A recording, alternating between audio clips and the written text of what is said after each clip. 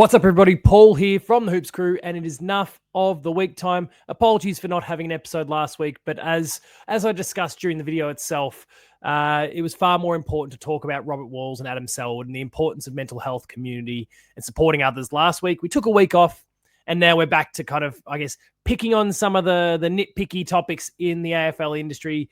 And this week, the Nuff of the week goes to Luke Beveridge. I know his back is pointed to us here, but it's specifically Bevo over this interaction with Kane Cornes that was fairly well documented on Thursday night in the game against the Cats. Now, there's nothing else really that I want to dunk on Bevo for outside of his behavior in this scenario. There are plenty of people out there, both fans and personalities within this business as coaches or players or other media personalities, whatever, that don't like Kane Cornes. And that's fine. It's well within your right. But the carry on, the stupidity shown by Bevo here is of a heightened level of childishness. And that's why he gets this week's nomination. So we're going to talk more about that, how and why, after a word from our sponsor.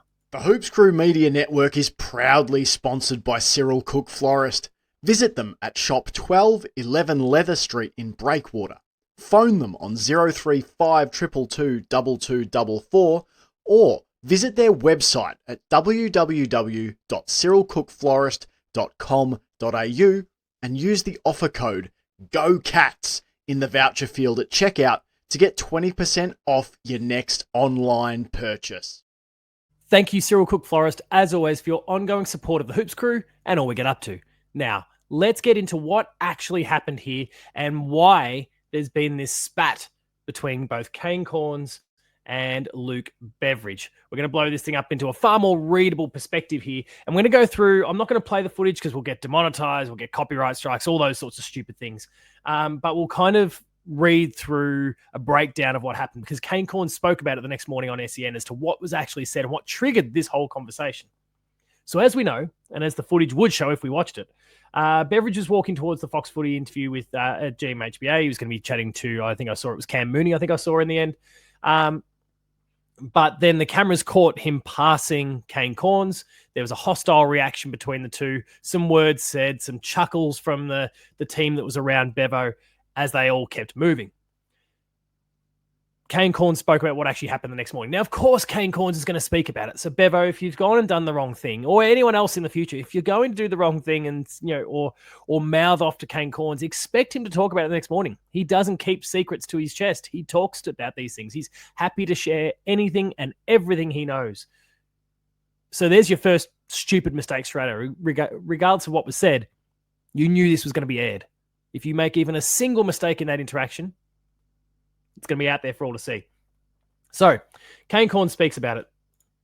He says, I was standing close to the boundary line, just in front of where we had our LED pod getting ready to go on TV.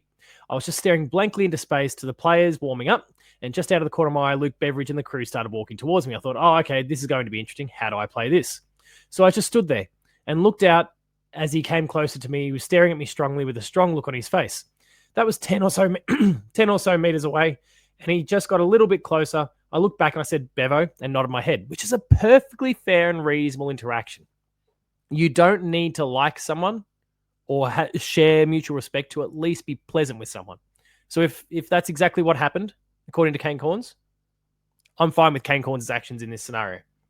The reaction from Beveridge was the reaction that you saw. I don't know if it's for me to share what he said. I'm happy to tell you my part in this, other than to say, Bevo nodded my head. It wasn't received well. It was something along the lines of, you've got the nerve to say that. And I just said, what? I can't say hello. Then he turned around and started to go at me again when he was dragged away. But it's okay. It's fine. He's combative. He protects his club. I've got no issue with it. We can have a bit of a laugh about it, I think. And this is where, like, this particular, the biting back, the initial, you got the nerve to say that, those comments, it is absolutely ridiculous to me. You are a grown adult, Luke Beveridge. You've been around the blocks. You've had plenty of challenging interactions with a range of other media people along the way as well. I think about Tom Morris, for example. You know you've got plenty of training. You know how to navigate these situations. And it's not to say that Kane Cornes doesn't deserve a bit of smart-ass behavior. I get it. He does say outlandish things. He does poke and pry for reactions. He does, bait people a little bit. And I get it. But the reality is you have to be better. Every other coach and individual seems to have demonstrated the capacity to do this, or certainly the majority. There's been interactions over the years.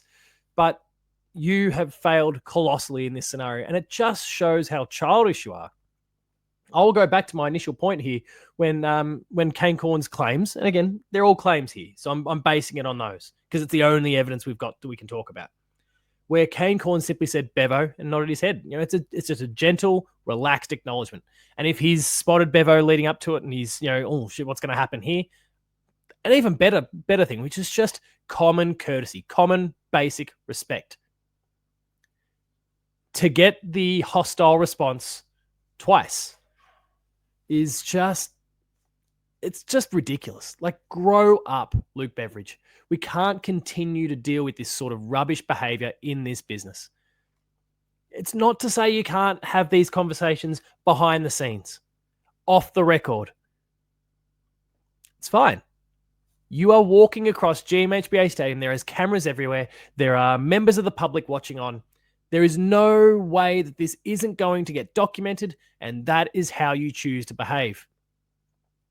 I just don't get it. I don't get what goes through the heads of anyone. And I'll move aside from Luke Beveridge for a second, because we've seen other hostile responses. I think about Brad Scott bumping into David King, someone who we love here at the Hoops Crew.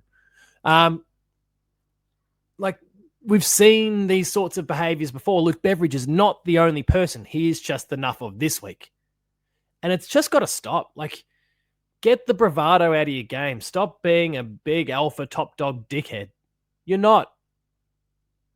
You just come across the clown who can't control their behavior, can't control their emotions. And so that's where we'll wrap things up for this episode of Nuff of the Week. Luke Beveridge, just be better. It's not that hard to be a pleasant, respectful individual, and you don't have to like everyone. I'm sure there's plenty of people out there, some of you may be watching this, that don't like me. You might be Bulldogs fans and don't like the fact that I'm picking on your coach. It's fine. But you cannot be a dickhead in the process. And Luke Beveridge, you're a bit of a dickhead. Thank you, everyone, for watching this episode of Nuff of the Week. If you enjoyed it, please consider subscribing to the YouTube channel. Drop a like on this video. Share it with your friends. Get it out there to friends, family. We want to have a genuine conversation about big hitting topics in the AFL industry, and just, conversations like this about simply being better. If you enjoyed it and you want to continue to support the Hoops Crew, check out our Patreon. That is patreon.com/thehoopscrew, where you can kick in a few bucks. It's $5 a month, and you get early access to content. There's extended content and exclusives delivered directly to your email inbox. And there's a 7-day free trial to see if that's for you. You'll find me on socials. That's Twitter, that's Blue Sky, and that is Instagram at Paul James Games. And until next time, remain Geelong strong. Luke Beveridge, you're a bit of a nuff. I'll see you later.